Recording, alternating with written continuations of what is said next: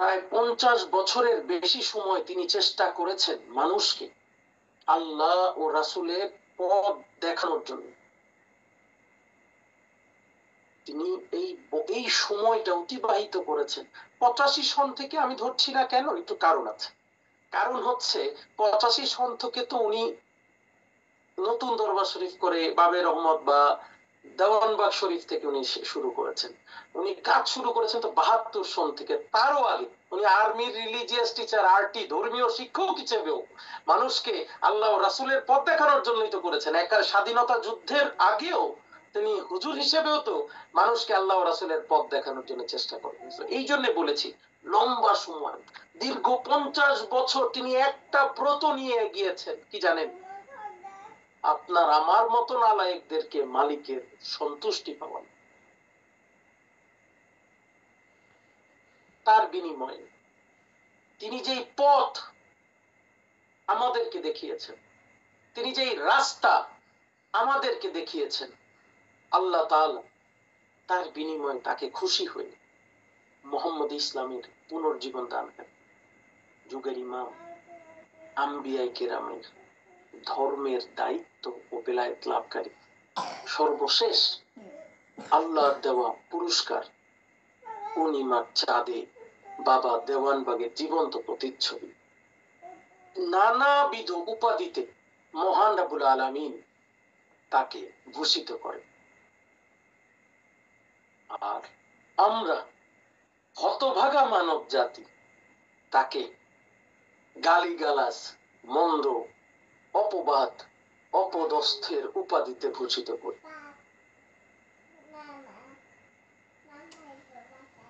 মালিকের তরফ থেকে তার উর্জিত অনেক উপাধি আছে, কিন্তু যার জন্য তিনি করলেন বা যাদের জন্য তিনি করলেন তারা বরঞ্চ আমার মুর্শিদ কেবলাজানকে নানাবিধ অপবাদ, অপদস্থ, লাঞ্ছনা, বঞ্চনা দিলেন।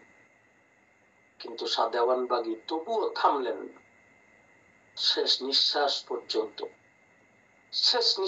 পর্যন্ত তিনি আপনার আমার মতো নালায়েকদের মুক্তির জন্য, আল্লাহর সন্তুষ্টির জন্য তিনি কাজ করেছেন। আপনারা জানেন, আমি আপনাদেরকে বারংবার বলেছি যে আমি শেষ ব্যক্তি যিনি শাহ দেওয়ানবাগীর সাথে কথা বলেছি। শেষ মুহূর্ত পর্যন্ত তিনি আপনাদের কথা বলেছেন। শেষ মুহূর্ত পর্যন্ত তিনি আপনাদের কল্যাণের কথা ভেবেছেন। এবং আপনারা যাতে অভিভাবক শূন্য না হয়ে পড়েন, যার দরুন আমাকে আপনাদের অভিভাবক বানিয়ে রেখে তারপরে তিনি বিদায় নেন, যাতে তার কোটি কোটি মুরিদ অভিভাবক শূন্য না হয়ে পড়ে।